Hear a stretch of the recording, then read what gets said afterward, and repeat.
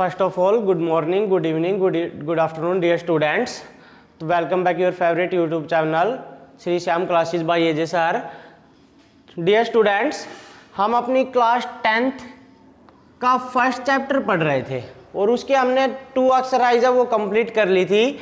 तो I hope सभी को समझ आई होंगी. आज हम स्टार्ट करेंगे हमारी न्यू एक्सरसाइज 1.3. इस एक्सरसाइज में आपको एक बात याद रखनी है. पहली बात आपको ये याद रखनी है कि ना कोई भी एक नंबर है, मान लो ए स्क्वायर है, ये पी से डिवाइड होता है. किससे डिवाइड होता है? पी से.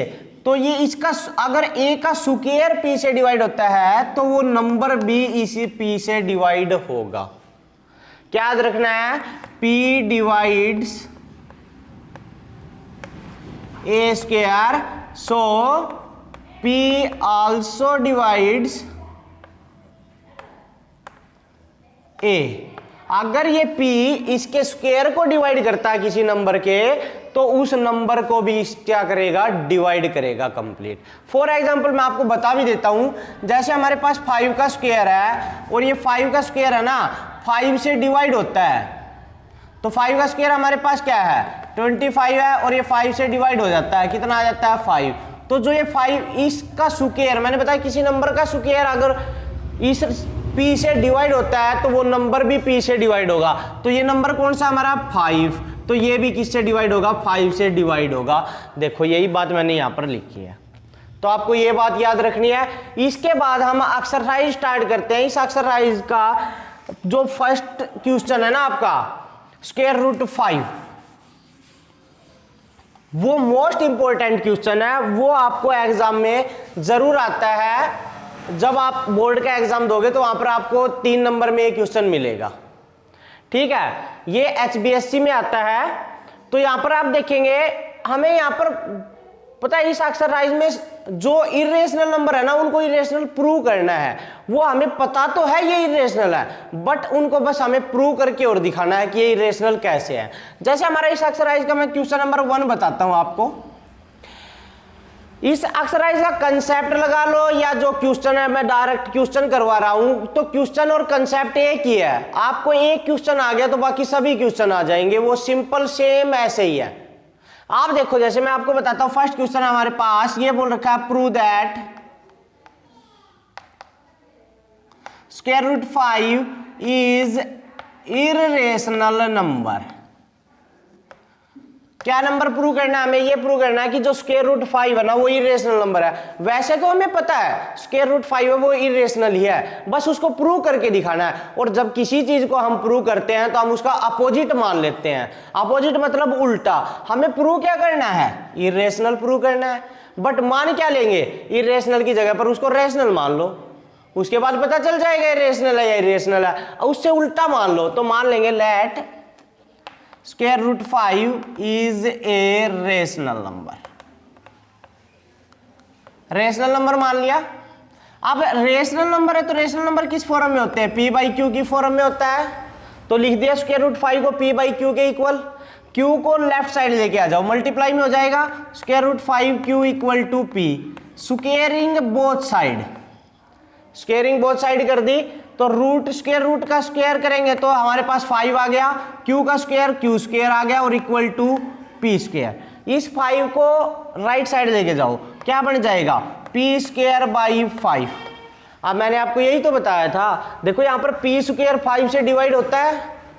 अगर p स्क्वायर 5 से डिवाइड होता है तो इसका स्क्वायर भी क्या, जो ये नंबर है ये भी तो इससे डिवाइड होगा. देखो जो इसका स्क्वायर है ये 5 से डिवाइड हो रहा है, p का स्क्वायर, तो p भी 5 से डिवाइड होगा. यही तो बात लिखनी है तो लिख दो 5 डिवाइड्स p स्क्वायर. सो p 5 डिवाइड्स p. अब p स्क्वायर को डिवाइड करता है तो p को भी क्या करेगा? डिवाइड करेगा. चलो हमने यहां पर एक बात नहीं लिखी भाई, ये जो p और q है ना ये को प्राइम नंबर है. मैं यार लिख देता हूं where P and Q are co-prime. ये को प्राइम नंबर है। अब को प्राइम, पहले आपको ये पता होना चाहिए को प्राइम होता क्या है। को प्राइम वो नंबर होते हैं जिनका कॉमन फैक्टर 1 होता है। जैसे यहां पर p p का फैक्टर क्या है, 1 मल्टीप्लाई p लिख सकता हूं। p को मैं q का फैक्टर क्या बनेगा, 1 मल्टीप्लाई q लिख देता हूं। तो यहां पर देखो इनका कॉमन फैक्टर क्या है, 1 है ना, इसमें भी 1 है और इसमें 1 है। तो 1 से ज्यादा अगर कॉमन फैक्टर आ जाते हैं तो वो को प्राइम नहीं होते। तो ये हमारे पास p और q मैंने क्या मान लिया, रेशनल नंबर है, तो p और q को प्राइम है। अब यहां पर देखो 5p का फैक्टर आ गया नहीं आ गया, क्योंकि p है वो 5 से डिवाइड हो रहा है ना।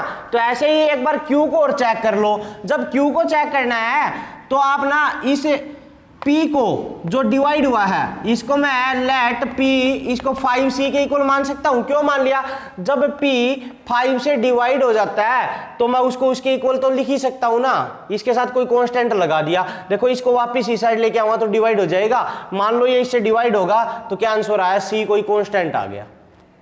ठीक है, इसलिए मैंने इसको क्या लिखा, p को क्या मान लिया, 5c मान लिया। जिसको प्रूव करना है और जो यहां पर हमारे पास डिवाइड होता है उसी को उसी के इक्वल मान लो, बस उसके साथ एक c और लगा दो कांस्टेंट कोई। अब इसमें इक्वेशन नंबर 1 में इसको पुट कर दो तो ये हो गया 5q square equal to p की जगह पर मैं लिख देता हूं 5c का होल स्क्वायर। तो ये हो गया हमारे पास 5q square equal to 25c square. 5 से कैंसिल कर दो भाई, ये आ गया 5। अब ये 5 को इस साइड लेके आ जाओ, q square by 5 equal to c square.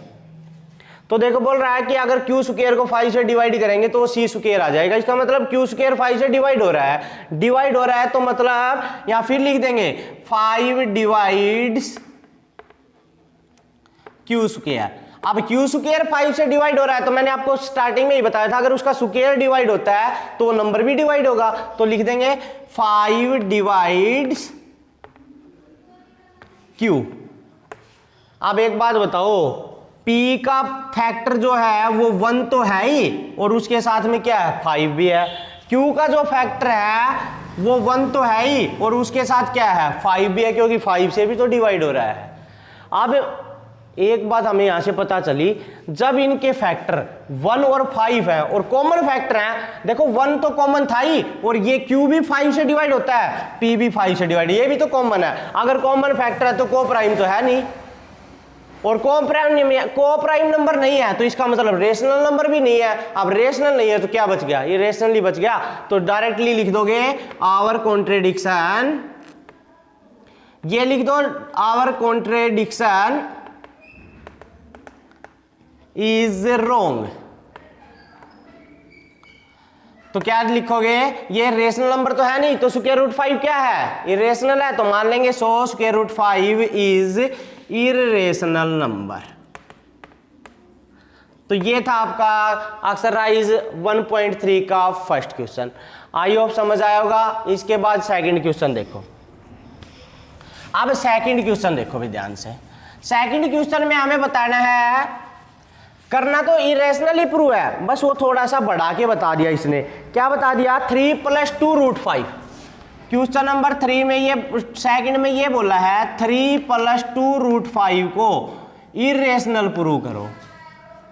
तो इसके लिए मैंने बताया था जब इरेशनल प्रूव करना है तो मानना क्या, उसका उल्टा मानना है। तो उल्टा मान लो, क्या मान लेंगे, लेट 3 + 2 √5 इज रेशनल नंबर। मान लिया रेशनल नंबर, और रेशनल नंबर है तो किसके इक्वल है, p/q की इक्वल है। तो p/q के इक्वल लिख लो 3 + 2 √5 इक्वल टू p/q। 3 को राइट साइड लेके जाओ, ये आ गया हमारे पास 2 √5 equal to p/q - 3। 2 √5 equal to q LCM है तो p - q की 3 के साथ मल्टीप्लाई 3q। अब 2 मल्टीप्लाई में राइट साइड आके डिवाइड में, तो √5 equal to p - 3q upon 2q। तो ये तो देखो ये फिर p/q की फॉर्म बन गई। देखो इस कंप्लीट को मैं p लिख सकता हूं और इस डिनोमिनेटर 2q को मैं एक कैपिटल Q लिख सकता हूं, तो फिर p/q बन गया। और p/q क्या है, रेशनल नंबर है, तो मैं लिख सकता हूं p - 3q upon 2q is a rational number. Rational number है ना ये तो। But we know that √5 is a irrational number. ये तो हम जानते ही हैं कि जो √5 है वो इरेशनल नंबर है, यही है ना। देखो ये √5 क्या मान लिया हमने, लिख दिया √5 इज इरेशनल नंबर, क्योंकि ये हमने क्या प्रूव किया है, फर्स्ट क्वेश्चन में प्रूव किया ना। लेकिन आपको मैं एक बात और बता देता हूं, जो ये क्वेश्चन है ना, इस क्वेश्चन में आपको ये तो रेशनल लिख दिया, लेकिन ना √5 को ये बात लिखने से पहले, but we know √5 is irrational number, ये लिखने से पहले एक बार आपको फिर दोबारा से √5 को इरेशनल प्रूव करके दिखाना है। मैं यहां प्रूव नहीं करके दिखा रहा, क्यों नहीं दिखा रहा, क्योंकि मैंने क्वेश्चन नंबर 1 में प्रूव कर दिया। लेकिन आपको ऐसे नहीं लिखना है कि we proved in question number 1, तो मैं तो यहां लिख देता हूं वी प्रूव्ड क्वेश्चन नंबर 1 में हमने प्रूव कर दिया इरेशनल, तो मैंने लिख दिया। लेकिन आपको जब एग्जाम में लिखोगे, आपकी फेयर नोटबुक में कोई भी कॉपी कंप्लीट करोगे आप, फेयर नोटबुक आपकी, तो वहां पर इतना लिखने के बाद एक बार √5 वाला जो क्वेश्चन नंबर 1 है ना, वो आपको दोबारा से करना है, उससे आपको पता चल जाएगा। वो करने के बाद आपको लिखना लास्ट में we know that √5 is a irrational number. और आपको ये बात लिखने की बात, आपको एक बात पता है, आपने 9th क्लास में सीखा था कि इरेशनल नंबर में कुछ ऐड कर दो या कुछ माइनस कर दो या उसको डिवाइड कर दो किसी नंबर से या उसको किसी नंबर से मल्टीप्लाई कर दो, तो वो कंप्लीट नंबर को क्या बना देता है, इरेशनल बना देता है। जैसे हमारे पास √5 इरेशनल नंबर है, मैं इसको 3 से मल्टीप्लाई कर दी तो 3√5, ये भी कंप्लीट क्या बन गया, इरेशनल ही बन गया। तो यहां पर भी तो ऐसे ही है, देखो √5 को 2 से तो मल्टीप्लाई किया गया है, तो इसका मतलब 2√5 भी क्या बन गया, इरेशनल। और इसमें इरेशनल में फिर कुछ ऐड भी कर दिया, 3 ऐड कर दिया, तो ये कंप्लीट क्या बन गया, इरेशनल। क्योंकि मैंने यही तो बताया, इरेशनल नंबर में डिवाइड करो, मल्टीप्लाई करो, ऐड करो या कुछ सब्ट्रैक्ट करो, सभी को क्या बना देता है, इरेशनल। तो लिख सकते हैं सो 3 + 2√5 इज इरेशनल नंबर। यही था आपका क्वेश्चन नंबर 2। इसके बाद नेक्स्ट क्वेश्चन देखो, क्वेश्चन नंबर 3। लेकिन आपको मैंने बता दिया ना, ये बात लिखनी नहीं है, आपको पहले इसको प्रूव करके दिखाना है, उसके बाद लिखना है। ये √5 को पहले प्रूव करके दिखाओगे, जैसे क्वेश्चन नंबर 1 किया था वही सेम क्वेश्चन यहां पर करोगे, ये बात करने के बाद। इसके बाद नेक्स्ट है हमारे पास क्वेश्चन नंबर 3। इसका फर्स्ट पार्ट है 1/√2, इसको बोल रखा है कि रेशनल प्रूव करके दिखाओ। तो हम फिर मान लेते हैं let 1/√2 is a rational number मान लेते हैं। अब रेशनल नंबर मान लिया तो 1/√2 किसके इक्वल हो गया, p/q के इक्वल हो गया, नहीं हो गया। मैं इसको √2 से मल्टीप्लाई और डिवाइड कर दूं, देखो सोल्व कर, क्योंकि हम देखो जब रेशनल नंबर डिवाइड में आता है तो हम क्या कर देते हैं, रैशनलाइजेशन कर देते हैं ना, तो मैंने वही कर दिया रैशनलाइजेशन, इस इरेशनल नंबर को डिनोमिनेटर में से हटाने के लिए। अब इसके साथ मल्टीप्लाई √2 और √2 मल्टीप्लाई 2 = p/q, 2 को राइट साइड लेके जाओ, √2 = 2p/q। अब हमें पता है कि जो ये राइट साइड में है ये वाला, ये तो इरेशनल नंबर ही है, सॉरी रेशनल नंबर ही है, तो इसको लिख देंगे 2p/q is a rational number. ये तो p/q की फॉर्म में है, rational number, but we know that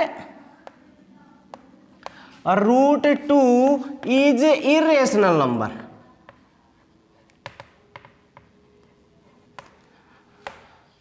आप लिख दिया, आप बोलोगे सर √2 इरेशनल है, तो ये √2 से डिवाइड हो रहा है, तो इसका मतलब 1/√2 इरेशनल है। बिल्कुल राइट भाई, 1/√2 भी क्या है, इरेशनल नंबर है। लेकिन मैं आपको फिर यही बात बता रहा हूं, मैंने तो ये बात लिख दी कि we know that √2 is irrational, लेकिन आपको √2 एक बार इरेशनल प्रूव करके दिखाना है। चलो मैं इस क्वेश्चन में आपको प्रूव करके दिखा भी देता हूं। फिर वही काम, हमें √5 जैसे प्रूव किया था वैसे एक बार √2 को इरेशनल प्रूव कर दो भाई। लेट मान लेते हैं, let √2 is rational number, rational मान लेते हैं तभी तो ये प्रूव होगा।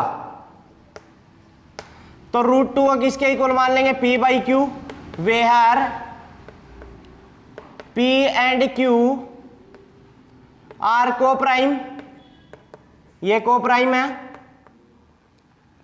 अब इसको इस साइड लेके आ जाओ, √2q = p, squaring both side, तो 2q² = p², इसका मतलब 2 को इस साइड लेके जाओगे तो क्या बन जाएगा q square equal to p square by 2।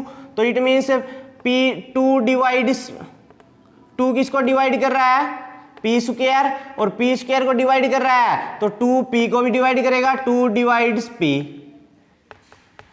अब सिमिलरली फिर क्या करते हैं हम, जब ये इसको डिवाइड करता है p को, तो p को किसके इक्वल मान लेंगे, जिससे डिवाइड होता है उसी के इक्वल 2c।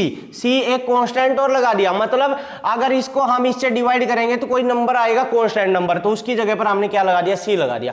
अब इसको इक्वेशन नंबर 1 इसको मान लेते हैं, इसमें पुट कर देते हैं तो ये हो जाएगा 2q square equal to p की जगह पर 2c लिख दो, 2c का whole square, 2q square equal to 4c square, 2 से कैंसिल कर दो ये 2।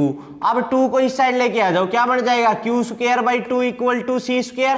तो it means 2 divides q square and 2 divides q, 2 divides q। अगर q स्क्वायर को डिवाइड करता है तो q को भी डिवाइड करेगा। अब हमें पता है कि जब ये को प्राइम थे तो इनका कॉमन फैक्टर 1 था, लेकिन यहाँ पर इनका एक कॉमन फैक्टर और आ गया 2। देखो दोनों 2 से डिवाइड हो रहे हैं। अगर एक कॉमन फैक्टर एक 1 से ज्यादा आ जाते हैं तो वो को प्राइम नहीं होते, तो लिख सकते हैं p and q are not coprime, so p and q are p by q is not rational number. अब ये रेशनल नंबर नहीं है तो क्या बच गया, इरेशनल है, तो लिख देंगे आवर कॉन्ट्रेडिक्शन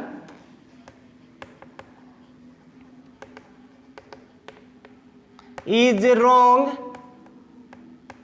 हमने जो मानना था वो गलत है। क्या है, √2 है वो इररेशनल नंबर है, √2 इज इररेशनल नंबर। ये देखो आपको ऐसे करना, फिर ये लिखना है √2 is irrational, so 1/√2 is irrational number. उसके बाद लिखना है 1/2 √2 इज ए इररेशनल नंबर। ये था आपका क्वेश्चन नंबर 3 का फर्स्ट पार्ट। इसके बाद सेकंड पार्ट देखो भाई।